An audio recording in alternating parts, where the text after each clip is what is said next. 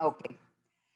So as we all know, we are living in radical, interesting times, and this global crisis that we're living through is changing everything, every aspect of our lives. Everything that we planned is looking differently, including this. I wish we were in the beautiful space that the museum has usually for these events, but this is new and different. People's plans, small or large, graduations, weddings, funerals, everything is done differently, and many people will suffer very real losses and very real financial, economical hardship. So the question is, how do we face the immediate impact of this terrible uncertainty and the fears that naturally surround this pandemic that we're living through? We are all in it.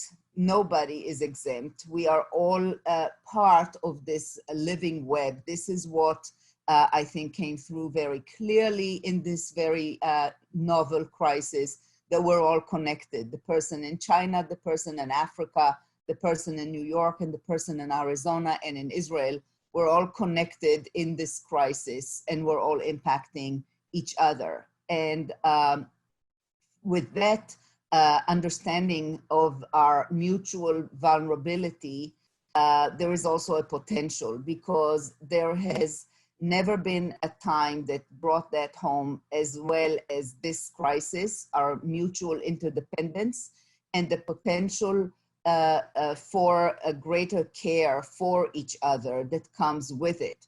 There's also never been a better time for us all to learn from the survivors of the Holocaust about coping with something as big as this, a personal and a collective trauma at the same time. And as President Obama said in 2012, democracy needs community to pay attention to one another's stories.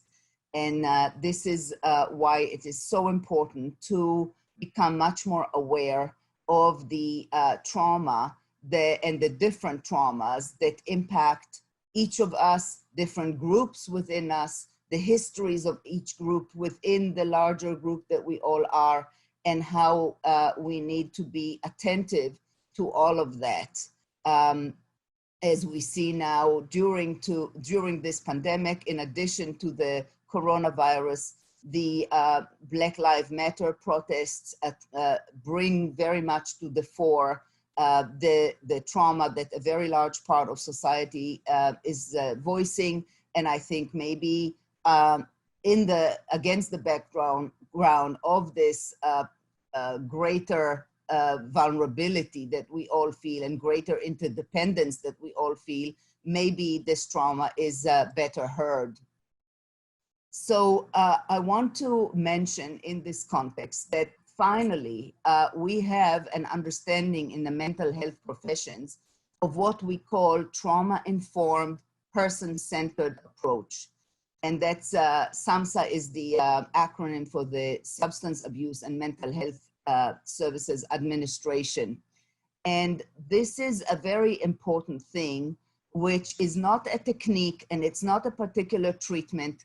It's a statement of a general approach, an understanding and a recognition that the impact of trauma is very important in the way that we live and in the way that we, as consumers of any service, as students, as patients in the hospital, as patients of our doctors, as a consumer of any service at all, that if we have a history of trauma, it impacts the way that we experience it, and that therefore any system providing any kind of service needs to understand that the way that we do our job, the way we speak to our students, the way that we treat our patient in the hospital, the way that we treat the patient or the client in any service may actually help resolve their trauma-related issues, or may in fact exacerbate it if we talk to them in a certain way, if we put in place procedures that might be particularly troubling to people with certain histories who are treated in a certain ways. So these systems, all of these systems are beginning to revisit how we do what we do in this frame of understanding the impact of trauma. And I just want to emphasize how important it is and how actually new it is, because for the survivors of the Holocaust, when they came out of the Holocaust, there was no understanding of the long-term impact of trauma. They were expected to just kind of leave it behind and, you know, the war is over, don't talk about it, don't think about it. You're in America, or you're in Israel, or you're in Australia. Life is, you know, better now, and just like move on. So in addition to the understanding that trauma has long-term impacts on how we perceive and experience, how the teacher is talking to me, how the doctor is talking to me, how they're saying to me, you know, get undressed, and are they leaving me undressed in the room a little too long, which reminds me of how I was treated perhaps in a certain terrible situation. All of those things. In addition to that, trauma-informed approach recognizes that that trauma is not only very widespread, but that a lot of us actually are going to be to have histories of trauma, and that it pertains not only to our patients, our students, our clients, but also to us ourselves. And as part of that, what I want to do is recognize that as I'm going to be speaking with you about very traumatic events and very terrible things that happen, this may in fact be a little triggering and perhaps a little upsetting and re-traumatizing for some of us who have a sensitivity to it, because we know that 60 to 80% of the general population have somewhat traumatic histories, and that is 60 to 80% of us all listening today. So I want to be very aware of that as well. And because of that, I'm going to take a couple of minutes before we talk about Holocaust survivors to talk about us during this time, and about the fact that all of us are living through this unprecedented traumatic situation that COVID-19 has imposed. And COVID-19 does have a tremendous potential to make us all much more anxious for a variety of reasons, because we are afraid that we will contract the virus. We are afraid about how it will impact us personally, nationally, economically, in many, many ways, and socially, as we see also right now. As I said, we're all going through it together, and we all might feel anxious or sad or angry or depressed. We might feel that we're much more irritable than usual. We might feel that we're fatigued without any good explanation for it. People are saying that they're feeling a little disoriented and lost, which is why I said, you know, it's so commendable that all of you are here managing to focus and to concentrate on this activity, on these days of learning. So it's very important that we validate and normalize such feelings in the context of the pandemic, and understand that this pandemic does give rise to all of these feelings in many of us. And there will be days or moments or times when any of us will feel some of it. We need to make room for it, for these feelings, and we need to be prepared for the fact that we might feel those feelings at times, because when we're prepared for it and we know that it's part of what everybody's going through, it helps us get through those moments more easily and move through them. The term that I use here is, you know, what we resist persists. If we try very hard to not feel this way and to not acknowledge that this is what we're going through, it actually makes it harder to get through it. A good way of looking at it is, you know, the mindfulness field talks about looking at some of the feelings that we have as we would if we laid down on the grass and looked up to the sky and looked at the clouds kind of moving. The cloud is there, but, you know, it moves through. It's not a static thing. It's not going to stay this way. Recognize that it's there and it's going to move through it. My personal metaphor is a sieve. Imagine yourself as a sieve and sort of that wave of whatever negative or difficult feeling has to just be allowed to go through us. See yourself as a sieve that allows it to get through, as opposed to something very solid that doesn't let it go through, and that's where the what we resist persists comes. So while it's definitely a risk that we all are realistic risk, the pandemic, the question of how we respond to it is a very important one. And I do want you to understand that fear and anxiety are emotions that are adaptive, and they have a good function for us. They actually come to signal danger, and it makes us do things that are very important to protect ourselves. So for example, anxiety has a purpose of motivating us to do things that will prepare us to appropriately protect ourselves and take appropriate action, such as putting masks on and washing our hands properly during the pandemic. The issue with anxiety is that it's only useful within what we call the window of tolerance, or like this, the window of tolerance.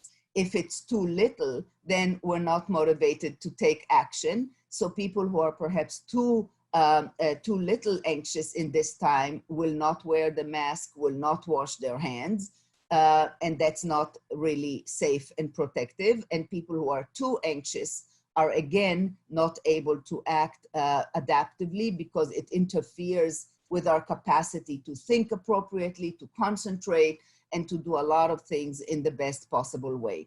So in order to help ourselves individually to stay within our personal window of tolerance so that we can operate in our best way, it's important to be aware of triggers of anxiety for each of us, and to address them in order to attenuate the level of anxiety for us so that it stays within the optimal window of tolerance before it sort of escalates and gets a life of its own. In addition to that, that's in general during this time of COVID.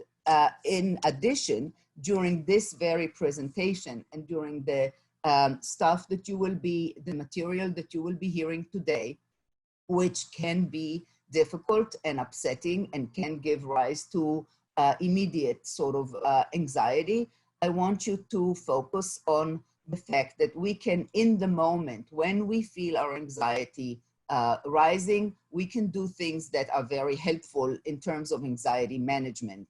So the very, very first thing that we can do is try to calm our bodies. And the very basic way of calming our bodies and changing the body chemistry that is related to the stress reaction is controlling our breathing. We can calm our stress response by paying attention to our breath, breathing in deeply on the count of 4, holding it one time, or holding it for a count of 3, depends, and then releasing on a count of 3 is a very basic way of immediately sort of repeating it a few times immediately sort of helps us regulate our anxiety in the moment. There are a couple of other suggestions here. For example, a quick one, you can sort of do the tense relax. It's like tensing every muscle in your body and counting, taking a deep breath, counting to 3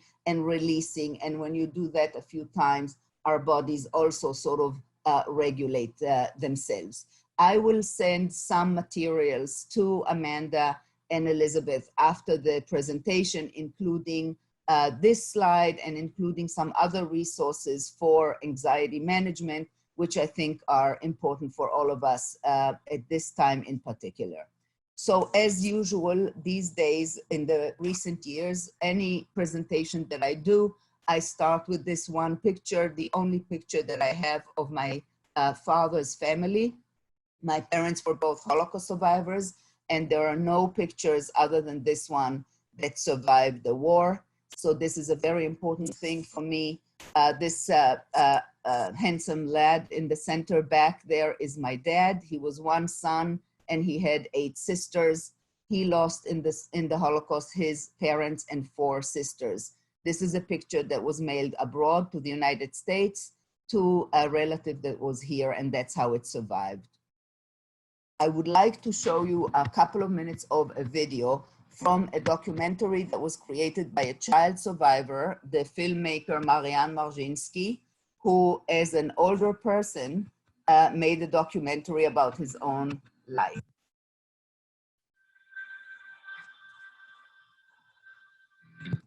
Oh, I'm so sorry. Just 1 second. So sorry.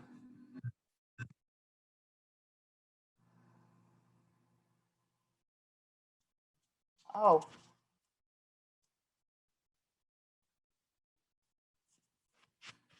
I'll try once again. If it doesn't work.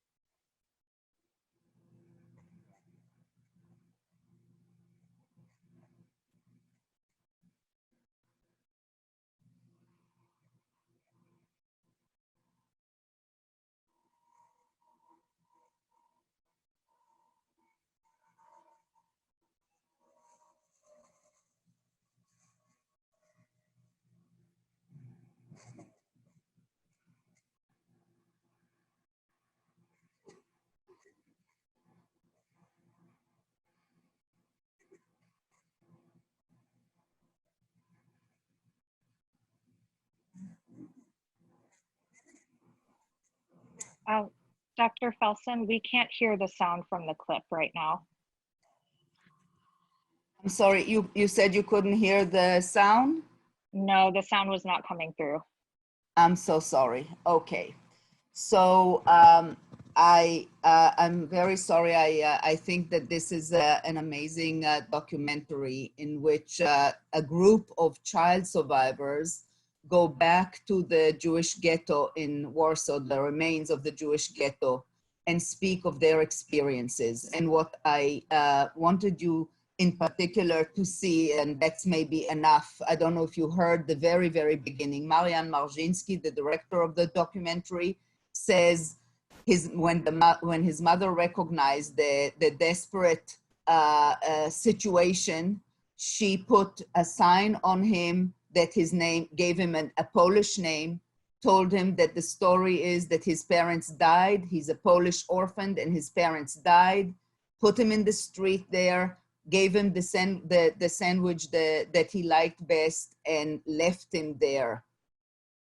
And I just want you, I know that it's very, very hard for any of us to actually think about such things and really allow our minds to even go near it. But try as best as you can for 1 second to think, what does it mean to take a 6-year-old, put him in the street and say, don't run after me, just go, just be this way, and leave him and hope that some stranger and hope that some kind stranger will somehow take him and be good to him. We all know how vulnerable children are who have no adult that protects them. What does it mean to do such a thing? What does it mean for the parent, and what does it mean for the child? So I wanted to focus with you today on the hidden children, the child survivors of the Holocaust, because of 2 reasons. First of all, you're educators and teachers, and children are very close to your heart. And I thought that that would be a good way of focusing, because we have to focus on something. We only have a very little amount of time. And because most of the survivors who are still living amongst us are those who are children during the Holocaust. So for example, I wanted to tell you about Malka Dahlberg Rosenthal, whose testimony is available on YouTube, and the link will be in the materials that I will send you. So believe it or not, but it is a true story. The girl was 5 years old when she was given to very poor Polish peasants to hide, and she was hidden inside a barrel that was buried under the floorboards of a barn for a year and a half. Inside the barrel, she would be taken out not even every day when it was possible in the night. The peasants were very good to her. They actually really loved her and were very good to her. But nonetheless, this is how she lived inside the barrel. The cows lived above her. When she was taken out of her hiding place after a year and a half, she was unable to walk. She was blind. Her body was covered in infected sores, and she was infested with lice. She was very, very sick. Erica, whom I know very well personally, was hidden in a wooden box in the kitchen in a place that I actually know very well. When I was on sabbatical in Switzerland, my children had friends in the village that she was hidden in. It's a village just adjacent to Geneva. And so it's very real for me where she was hidden in that place. She was hidden in the kitchen, in a like a potato box in the kitchen of a person who used to make coffins. And even though the family did a great thing hiding her and taking care of her, she remembered how she would be put in a coffin, and the coffin would be closed, and they would laugh and they would think it was so funny when she got so frantic inside. And she actually had nightmares about that particular situation throughout her life into her 70s. And she told them about it when she actually managed to find that family as an adult woman. Many of the child survivors were very poorly treated by the people who hid them. They were saved by these people. It's an amazing gratitude that they feel for that, but it's a very complicated feeling, mixed often with a lot of pain and anger about how badly they were treated. And those who were sexually abused, and that is a group that really wasn't talked about until recently. They suffered really the impact of many extreme traumas, the Holocaust trauma and childhood sexual abuse, and all of that compounding their situation. These were very difficult topics, the child abuse in the context of being saved by those people that were also harming them. And the combination and complexity of these topics created what we called an invisible barrier in studying the intertwined trauma of this particular group. Little is known about it. Very little research was done on it until very recently, with the exception of a book by Paul Valent, a psychiatrist and a child survivor himself, called Child Survivors of the Holocaust, that describes in depth the stories of 10 children who were hidden, and many of them, many of those 10, very poorly treated while they were hidden. And so there are many rumors about child abuse during the Holocaust. And of course, all of us who work with children know children who are abandoned and to whom you can do anything and there's nobody who will hold you accountable are in a very, very difficult situation. Donna was one of my very, very first patients in Israel when I was a very young psychologist. She was a very elegant woman. She was a very pleasant woman, and she was she worked actually at Yad Vashem for many, many years. Yad Vashem is a museum for the Holocaust in Jerusalem. And when she reached age 50, kind of middle 50s, especially when she was beginning to think about retiring, which was a very scary thing for her because she never created a family. She was a very pleasant woman, but very isolated. She had a terribly depressive, serious depressive episode. She had been a child that was hidden in the woods by a peasant who would come almost daily and feed her and rape her. Yeah, so for the children who were with their parents during the war, which was a very, very small group of the children that survived the war in the concentration camps, like one of my patients, and in hiding with their parents, like another friend. The relationship of the child with the parents changed in very, very complex ways, and I'll just mention a few. So adolescents that were with their parents, and even sometimes very young children, 9 years old, often took on the responsibilities to provide food for the parents. They were the ones who snuck out of the ghetto. They were the ones who tried to get food in situations where if they would have been caught, they would have been shot on the spot. So they felt the responsibility, though, to bring the food for the parents and for younger siblings. And whether they succeeded or not, especially, of course, if not, in their attempt to save those siblings or parents, they were left with very, very difficult feelings about, of course, if they failed, they feel it's their failure. And if they didn't fail, well, I think it would be important here to mention some of the stories that are very rare. Not too many people spoke about it, but Fania Gottesfeld, who was a great friend of the museum and of the educators' seminars in the museum, wrote a book in which she describes how she saved her family by being very close with a Ukrainian militia policeman, and the difficult feelings she was left with about her father and mother, who told her to be nice to this policeman in order to save the family. So that's her books that I just wanted to mention to you. And as educators, you might find these books particularly appealing to adolescents. So the trauma of the child survivors did not end with the war, because if the children were fortunate enough and had been with kind and loving rescuers, then they felt that these were their family. They forgot sometimes their families. They got very attached to these rescuers. And when the parent came back, it was another traumatic separation.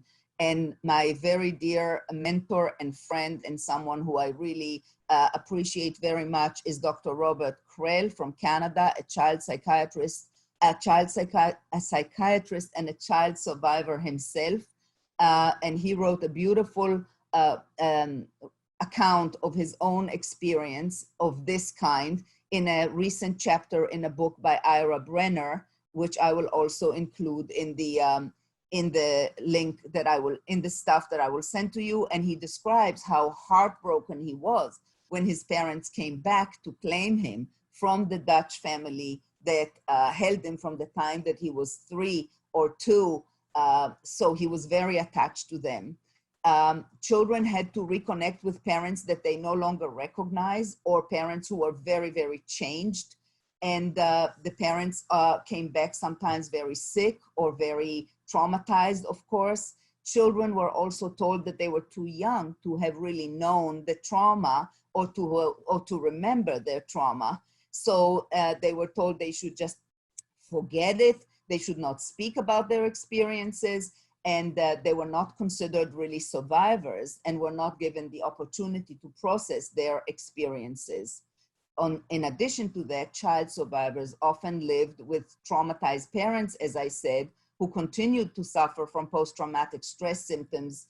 And in that sense, they shared some of the effects that also children of survivors had who lived with parents who had symptoms. And we'll talk about that in a few minutes more. So I just wanted to tell you a small example of the difficulties of reuniting. You know, my colleagues know that I specialize in treating Holocaust survivors and their families. And so a few years ago, a colleague of mine who was like in her early 40s and was having her first child, called to consult with me about an 80-year-old Holocaust survivor who had been a teacher and had a very successful career throughout her life. But all of a sudden in her early 80s, she went into a very profound depressive episode. She was in bed. She was refusing to get out of bed. She was refusing to shower. This has been going on for a month and nobody knew what to do about it. And so she called me to ask me what I thought, because she did know that the patient was a Holocaust survivor. She was a child during the Holocaust, but she knew very little about that. And the patient herself did not want to talk about it and did not think that it was relevant. So the amazing story goes that my colleague first called me and talked to me about her little girl. She just had a girl who was going for the first time to childcare, and we were discussing how hard it was for my colleague to decide whether to send her to childcare or whether she should stay home. You know, she was older, she was an older mother at 40, and all of that. And we were talking about how she was worried what would be the effects, what's best for her child. And then we go to talk about the patient. And when I asked her a little bit about the patient's past, she says, I don't know, the patient doesn't think it's relevant to her depression right now. And anyway, she was actually lucky, the patient. Her father came back from the war. She wasn't an orphan. Her father came back, and when her father came back, she does say that the peasant, he came very sick and very emaciated, and the peasant who hid her wanted money from him, and they had a big fight, which she remembered. So think about it for a minute, how easy it is for us to be so aware of, you know, how hard it might be for a 3-year-old to go to childcare, and we worry about the effects of that separation on her, and yet how easy it is to not take in the full impact of the trauma of this child who was separated from her parents for 3 years and whose mother did not come back at all. Who came back was an emaciated, sick father. And we also hear this story, which we call in the trauma field a screen memory, a memory that tells a much bigger story behind it. Because think about it, if the peasant sees this emaciated, sick father coming back for his daughter, and he has a fight with him about the money that he feels he's owed, what kind of a person that was, and what else might have happened to this young child in his care when he thought that nobody was coming back for her. So we also are aware there is the series of the ACE studies, as they're called in the United States, the Adverse Childhood Events Studies, which was run by Kaiser Permanente insurance company. They ran it over thousands of people in the United States that are a representative sample of the population. And they checked what are the long-term effects of adverse childhood experiences, which includes physical abuse, sexual abuse, emotional abuse, neglect, parental substance abuse, parental mental illness, spousal abuse in the home, 10 such events. And they checked what are the relationship between having been exposed to such events as a child and the health of adults. And the results were really quite horrifying, because ACE scores of above 4, meaning if a child experienced more than 4 such events, they had much more serious problems in both mental health and physical health.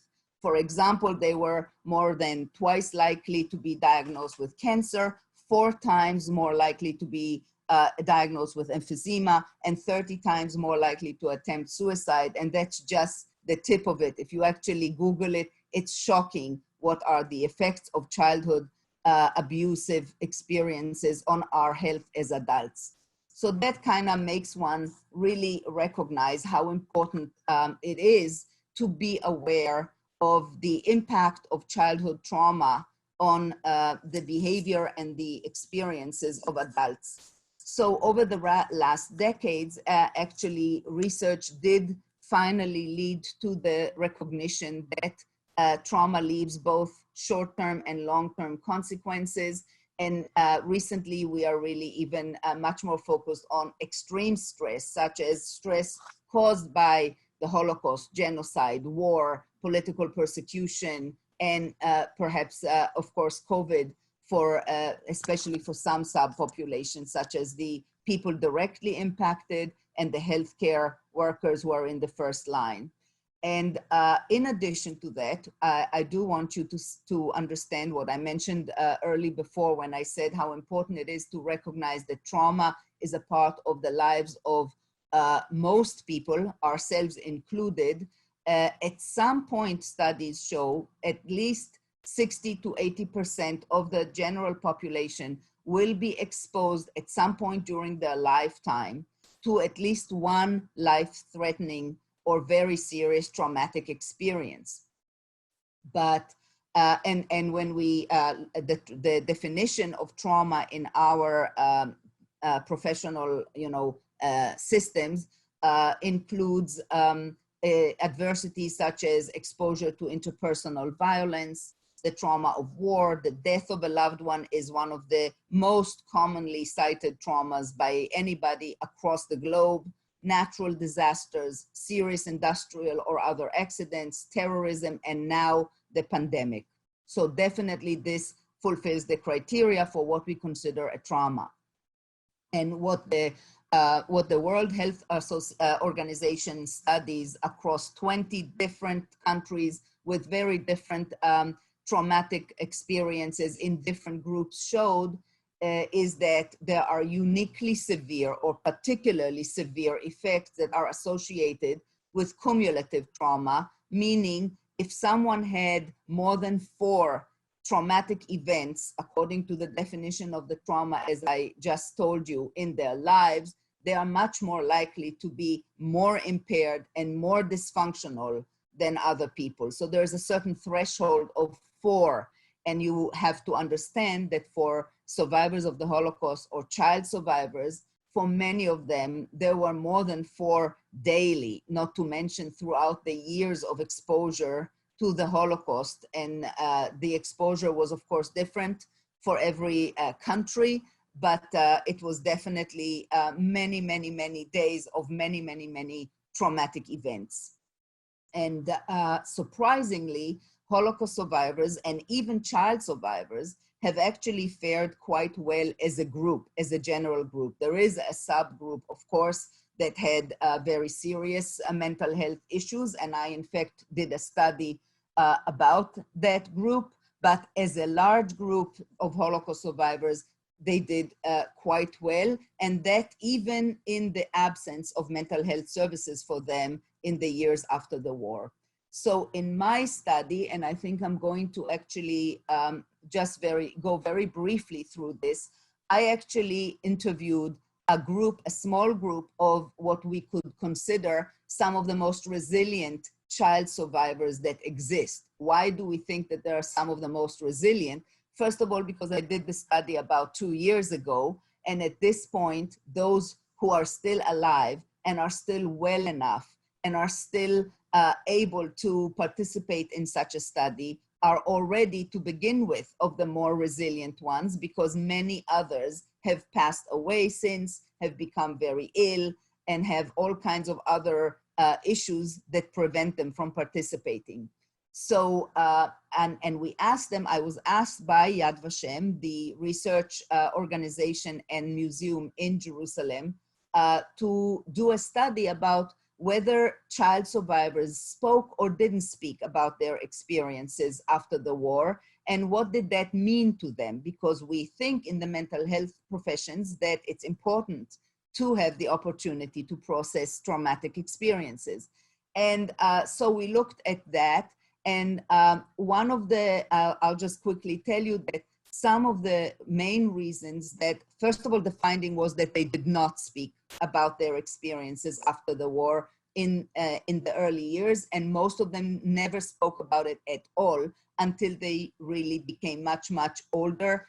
Usually only in their retirement did they start thinking about it and actually speaking about it and sharing it, even with close family relatives. And some of the reasons that they described for not having spoken were, for some of them, when they were still in Europe, there was still very real anti-Semitic feelings and risk and danger. And so they definitely didn't speak about it. And once they came to this country, to the United States, for example, many of them gave me very specific examples of how teachers in the school told them not to talk about it, that it, as one of them said, this is too sad for our children to hear, she said. And she said, I looked at the teacher and thought, our children, and who am I? Or even relatives. One of them said that on the ride from the boat, when she arrived, her uncle came to pick her up. He was the husband of her aunt, who was the sister of her mother. And he said, do not tell your aunt what you saw and what you know. And she said, you don't think that she would have wanted to know? And he said, no, it's too sad. Don't tell her about it. So, and other people told me simply about a very clear indication of others being disinterested or disbelieving their stories, and all kinds of attitudes from the environment that made it very difficult and very undesirable to speak about it. And some of them also spoke about the difficulty talking about it with their own parents, because imagine if they did have parents that they reunited with, or if they did even have parents that they spent the war with, but especially those who were separated, how hard it was for the parents to talk about the difficulties that their children lived through. In addition, children also felt, and that's very important, I think we have to recognize how important it is for us to create a different environment in which trauma survivors can speak about their traumas. Going back to President Obama's statement, we need to listen to each other's stories, and we need that not only on a personal level, one-on-one, we need to create a certain ecology, a certain environment in which children have the possibility of sharing it with their peers, with their teachers, in a way that the environment can help them hold it without shame, without blame, without disbelief, because that is a way to help them reintegrate their sense of identity and their sense of who they are into this new environment and new peer group and new culture. Another thing that, that is so important that the child of survivors who are so resilient told me, and that was in a way a little surprising and in a way supports what I just said. They actually said that what helped them get better was the flight into normalcy. They put their all into becoming normal, into becoming Americanized, into becoming like everybody else. And that's very important in the sense that research does show us that one of the most important things that we can do for trauma survivors is not so much define them as trauma survivors who need mental health services, but provide them with the best ability to acquire the skills, the languages, the skills that are needed in order to succeed in the new environment, in a context that appreciates and recognizes their trauma. So both to make it possible for them to be normal and to succeed in this new environment, but also create an environment in which they don't have to deny their own feelings and be quiet and silent about them, because otherwise they would be shamed or be told that they're telling stories or that they're, you know, upsetting everybody else. So that's what I mean when I say we have today a much more ecological model of resilience. We know that resilience is not something that a person is or isn't. Resilience is something that very much depends also on the environment that the person has. And resilience can be something that one has in certain areas. One is resilient in certain areas and less resilient in others. And there are also different times in one's life. One could be very resilient throughout their life, like this 80-year-old teacher who was a very successful teacher and had a very successful life and a successful family life, until all of a sudden at age 80, she experienced a very dramatic depressive episode. So we have to recognize that resilience is a complex thing and not just one is or one isn't.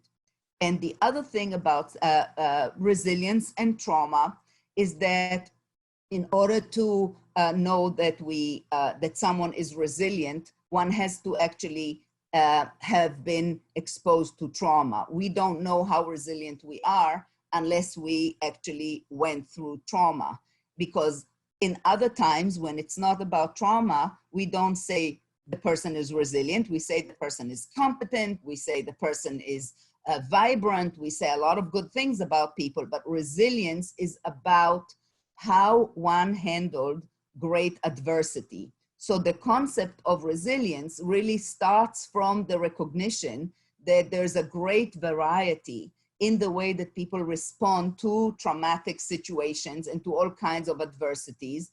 And the resilience is inferred based on the fact that some people do better and some people do less well.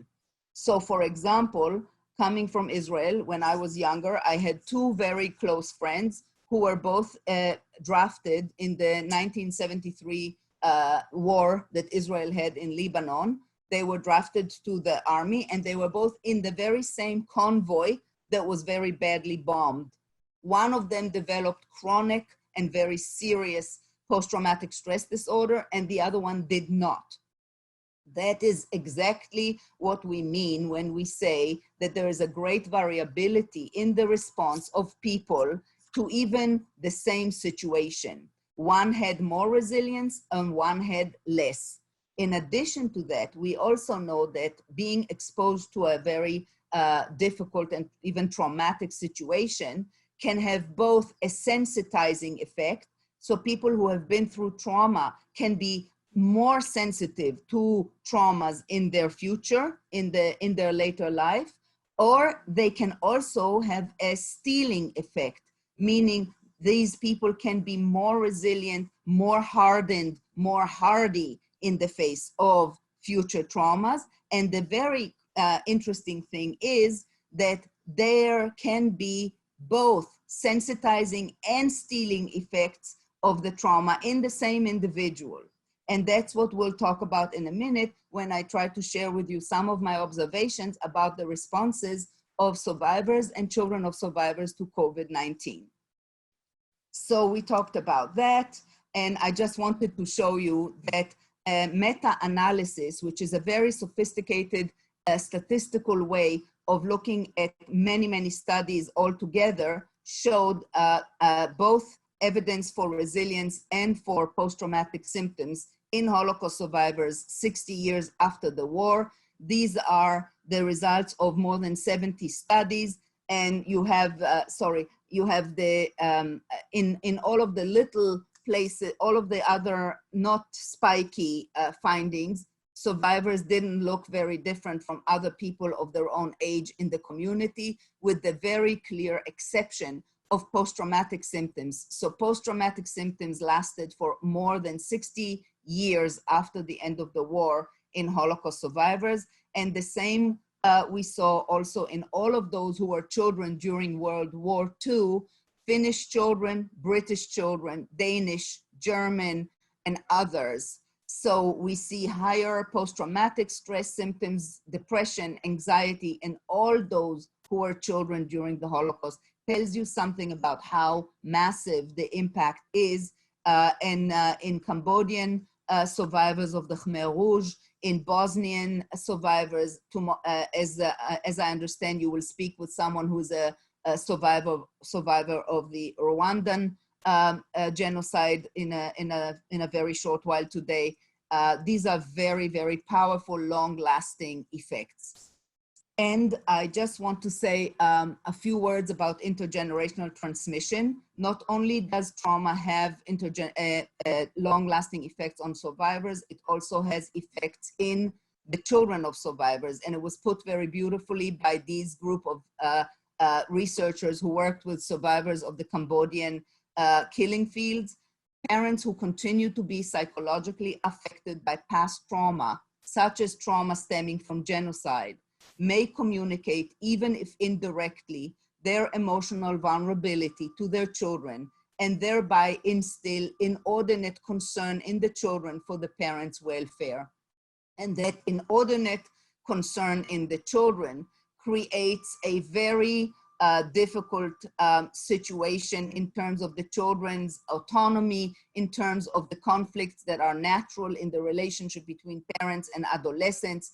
It impedes the children's autonomy. It makes them feel bad if they upset the parents, and it mediates depression and post-traumatic stress and anxiety in the children of survivors. So I will skip to, I just wanted to show you this. This is a photograph taken by a friend of mine of grapevines in the snow.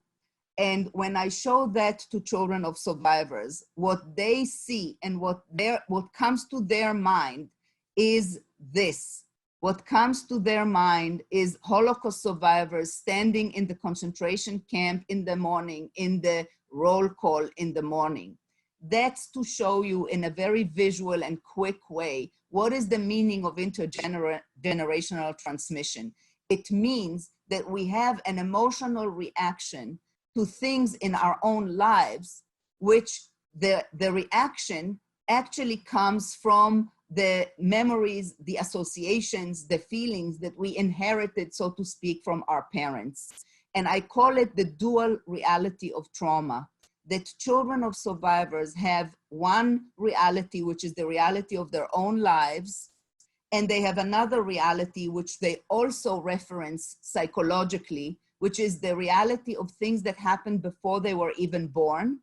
And that reality, the reality of trauma and the associations to it and the emotional reactions that that evokes, is a very powerful one in our psychological world. And so we respond from that when that reality triggers, when that reality, when things in reality in the here and now trigger that trauma, our responses come from that place. And so this is another example that I just took this picture down from the internet. It's a picture of just, branches in the snow.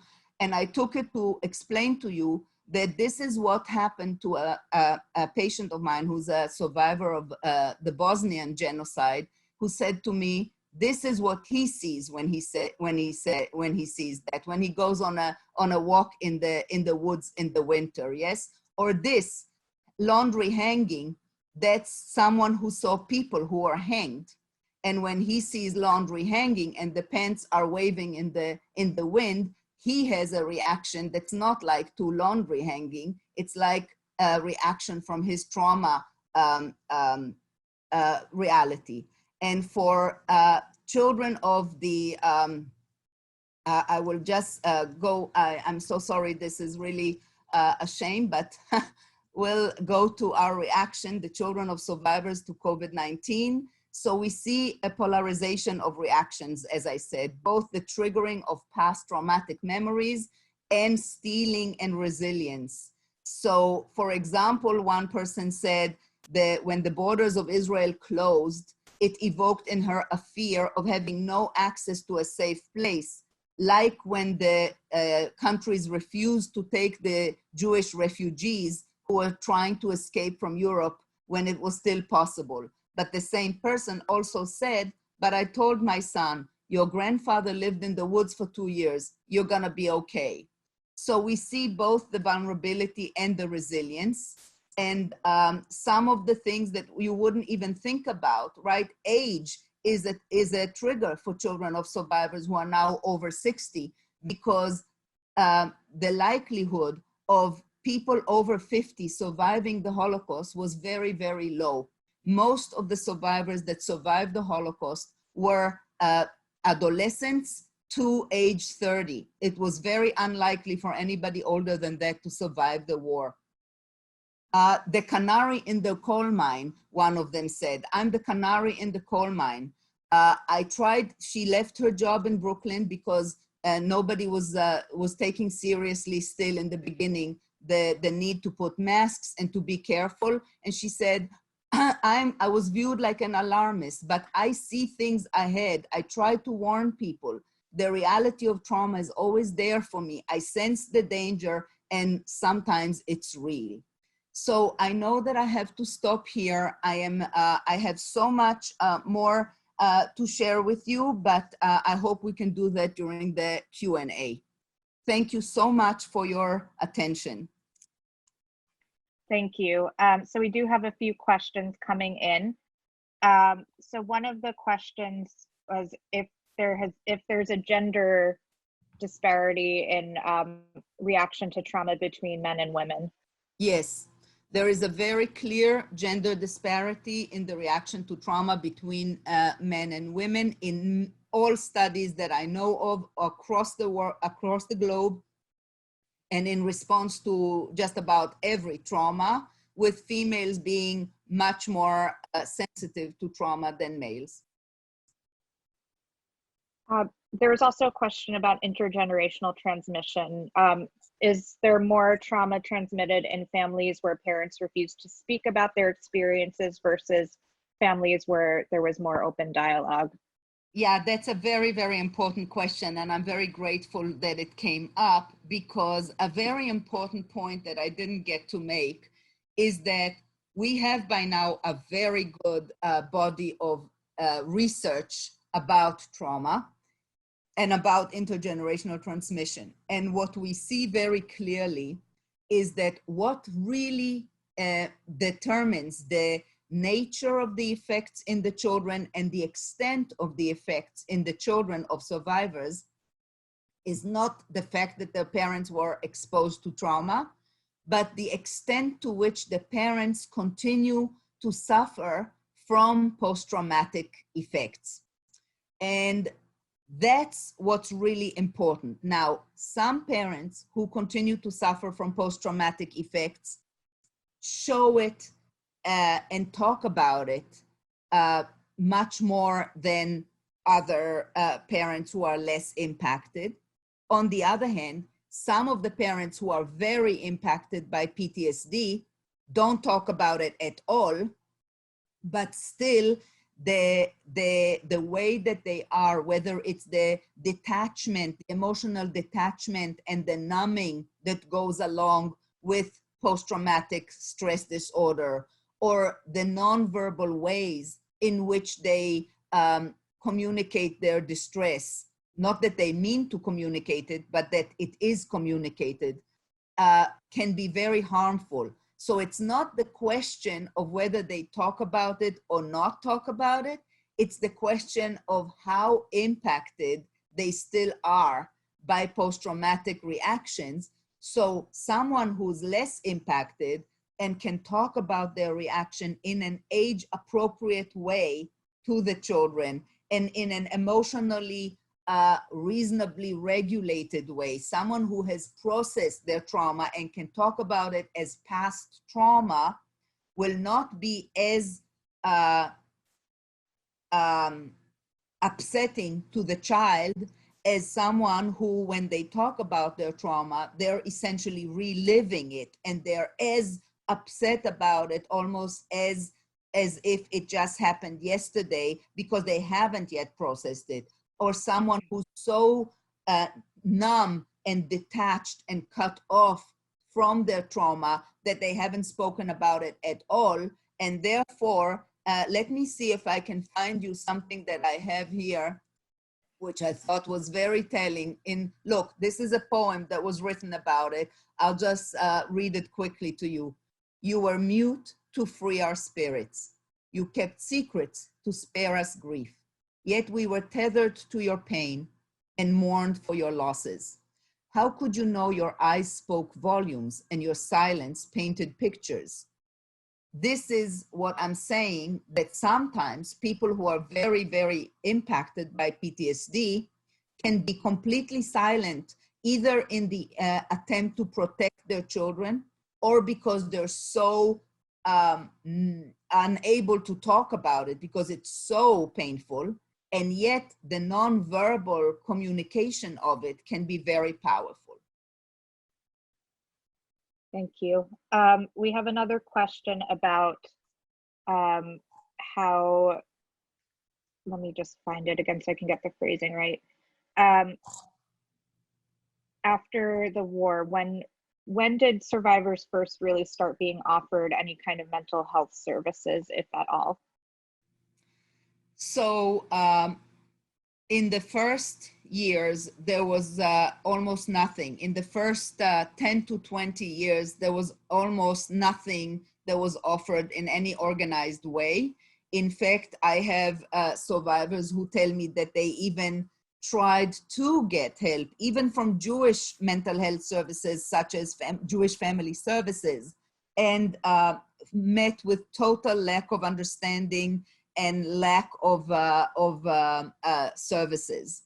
In the Robert Krell, whom I mentioned, my mentor and mensch, which is in Hebrew and Yiddish a term for someone who's a very, very impressive person, very impressive character, wrote about it, and so did Chaim Dasberg, who is also a child survivor and psychiatrist and the father of a very good childhood friend of mine. They both spoke about the fact that the mental health professions as a whole ignored the plight of the survivors for a good 20 years. So only after that did they start to receive some kind of attention in the literature, which is not to say that they started getting any kind of services that were appropriate. And in fact, the catastrophe is that even though this was in the mid 40s, and after that, at some point in the 50s, in the 60s, and in the 70s already, there was a recognition building up of the long-term effects of the war. Amazingly enough, our professions have a tendency of forgetting things. And when the Vietnam vets were coming back, again, they were met with lack of understanding and lack of services appropriate for their trauma. So we have to be very careful about it. We have to understand that there is something about trauma that societies try to deny, and even mental health professionals try to somehow, not because they want to, but try to deny. It's just something that is so difficult for us to accept, that we are fragile and that things can happen that can damage us. So we have to be very careful about this tendency as a society to not acknowledge trauma when it happens, to not offer services at the right time, only 20 or 30 years later. We have to remember it now with all of the refugees amongst us, with all of the COVID-19 victims that there will be amongst us, all of the people who will have suffered greatly in this time among us. We need to be there for them as teachers, as mental health professionals, as activists. Thank you. There are some questions about resources, but I know you're going to be sending a list of recommended resources, so I don't want to take up time with going through all of them now, but I just want to reassure everyone, Dr. Felsen will send a list of resources after her lecture that we will share with you.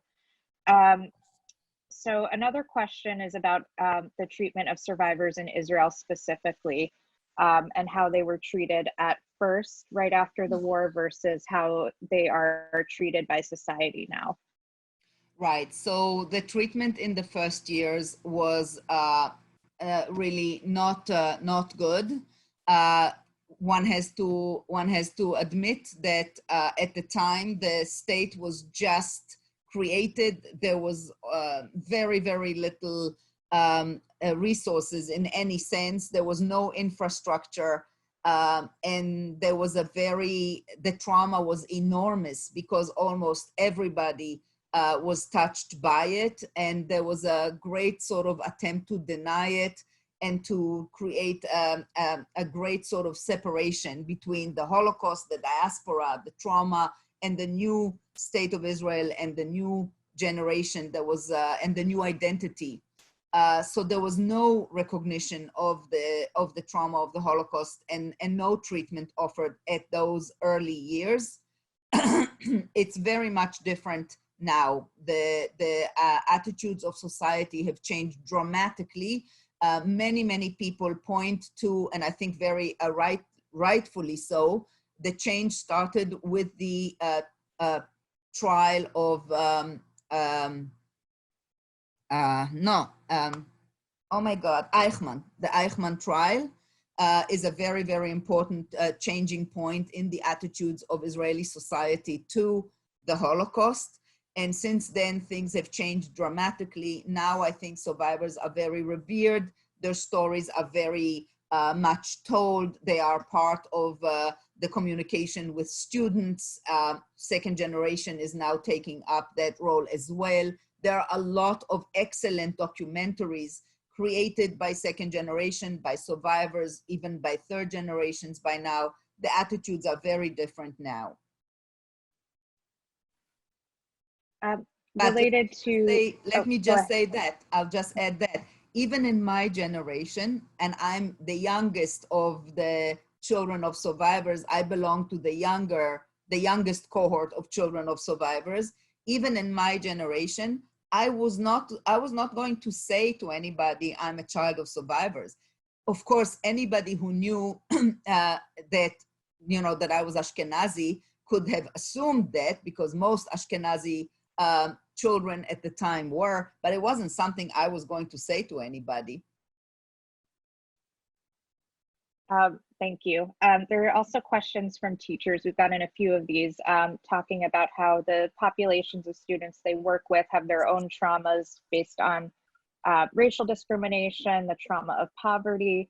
So how would you recommend approaching teaching about the Holocaust to these populations with their own traumas, and are there ways to make connections between, of course, this trauma and their own experiences?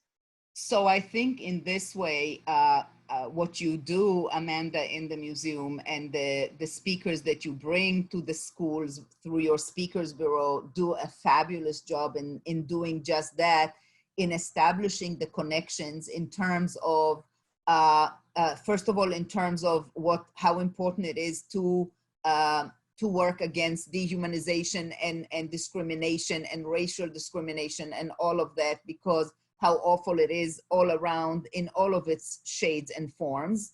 And also, they often establish this very real link between trauma and resilience, and the fact that we can move forward, that trauma doesn't define us. And in fact, there are many definitions to the concept of what is resilience, actually. So I said very briefly before that resilience is something that we see only in the term after trauma. We can say that someone was resilient or someone was more resilient than someone else.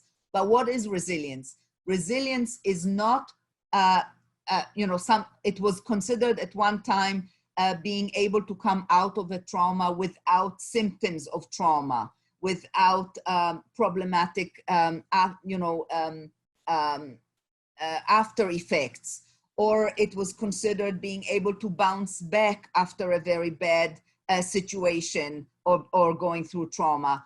I think that the best way to look at trauma, at resilience, is the capacity to make a conscious decision to move forward despite the trauma and despite even the persistent symptoms or negative effects that there are to some extent. And some of them sometimes will take a long time to process, and hopefully you can help your students understand that trauma symptoms can be processed and that it's important to process them when they're ready to. But the most important thing is that we can decide to move on, move forward, even with those effects. And that makes us resilient. And I think the survivors establish that link often very clearly to the children when they say, essentially, look at me, look at what I went through, look at what I lost, and I still made a life, and I made a good life. You can do it too. Thank you. And just a reminder to teachers that we can arrange for survivor testimony, if not in person because of COVID. We are doing testimony over Zoom, so we're happy to make that happen for your students. And I think you saw on Monday and Tuesday how Branya and Toby both were able to relate their experiences to this idea of resilience and perseverance. And we have many other speakers who are also wonderful for different age groups and different classroom settings. Right. So please don't hesitate. Oh, go ahead. No, you go ahead. I was just going to say, don't hesitate to reach out to us because we can work with you to figure out who would be the best match for your students. Right, and I just wanted to second that and say that research shows that having a model to identify with, having a resilient model to identify with and to know they made it, they could make it, I can make it too, is a very much protective factor for children and individuals who are traumatized. So it's a very powerful element in helping children find that. And the model can be, the Holocaust survivors that are still able to speak to your students is an amazing resource for as long as it's possible. Afterwards, there will be the testimonies, and just helping children recognize that there are such models, even if they don't know them personally, and talk about it and read their stories or read about their lives is a very powerful protective factor. Thank you.